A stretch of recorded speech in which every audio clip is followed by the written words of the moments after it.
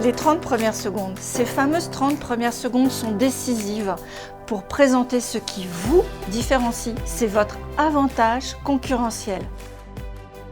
À présent, nous allons mettre en pratique l'avantage concurrentiel. Nous allons voir l'argumentation d'un candidat dans son exercice des 3 minutes 30.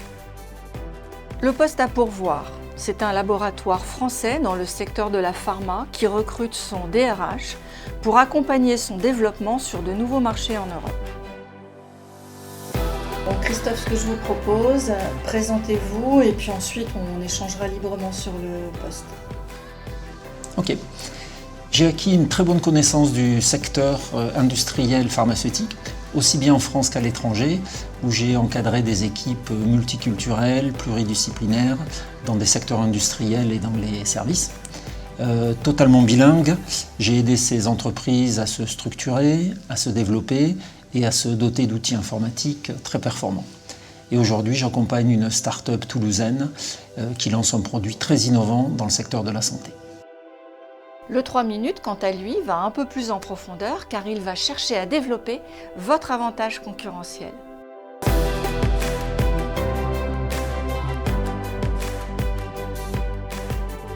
Une minute pour l'instant T. Vous tissez la relation avec votre interlocuteur. Vous parlez de votre formation, mais vous parlez aussi de votre situation actuelle. Diplômé d'une école de commerce, je suis ensuite parti faire un MBA aux USA. Aujourd'hui, je conseille les entreprises dans leur stratégie de développement en France et à l'étranger, sur leur positionnement concurrentiel et sur l'amélioration de leurs process et de leurs performances. En effet, je me suis rendu compte que vis-à-vis des nouveaux canaux de distribution qui existaient aujourd'hui, comme le e-commerce et les places de marché, les entreprises devaient savoir combiner agilité et performance pour évoluer et s'adapter à leur marché. J'accompagne donc les directions générales, les directions financières, les directions supply chain pour faire face à ces enjeux stratégiques. Et il m'arrive également d'accompagner des banques d'affaires dans des opérations de fusion-acquisition dans les secteurs d'activité où j'ai pu faire preuve de mes compétences comme l'industrie pharmaceutique, la supply chain et le retail. Chaque compétence, idéalement 3 maximum, doit démontrer des acquis et être illustrée d'exemples concrets mais pertinents.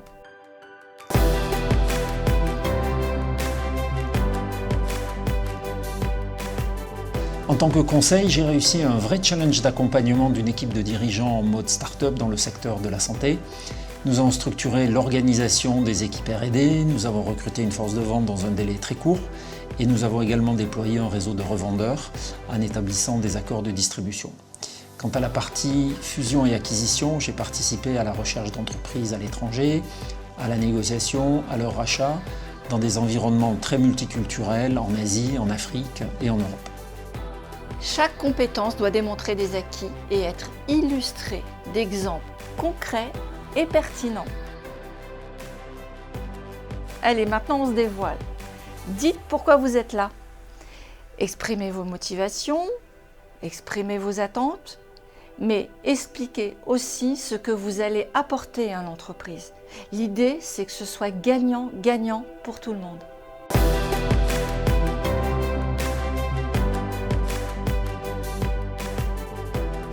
J'ai très envie de poursuivre mon parcours dans le secteur de la santé.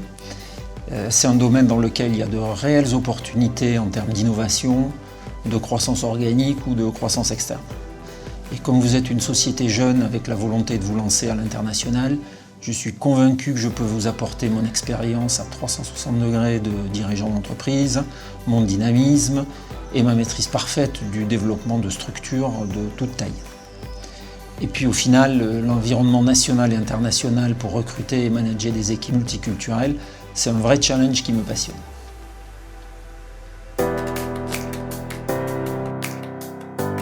Parmi les compétences que j'ai développées durant notre échange, quelle est celle qui, selon vous, était indispensable eu égard au poste à pourvoir ?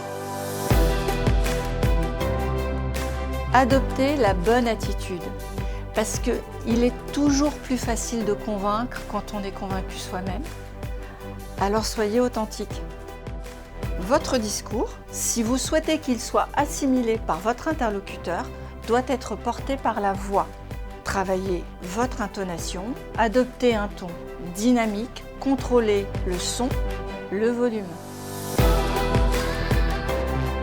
Entraînez-vous, même si cet exercice, je le sais, est périlleux et il est peu naturel pour chacun d'entre nous. Mettez-vous devant votre miroir, filmez-vous, voyez avec vos proches, mettez-vous en visio. L'idée, c'est que vous acceptiez votre image, le son de votre voix. Il faut adopter votre discours. Pour notre prochaine session, préparez votre propre 3 minutes 30 sur le poste que vous souhaitez. Nous ajusterons ensemble la posture et le discours. Soyez fiers de votre parcours.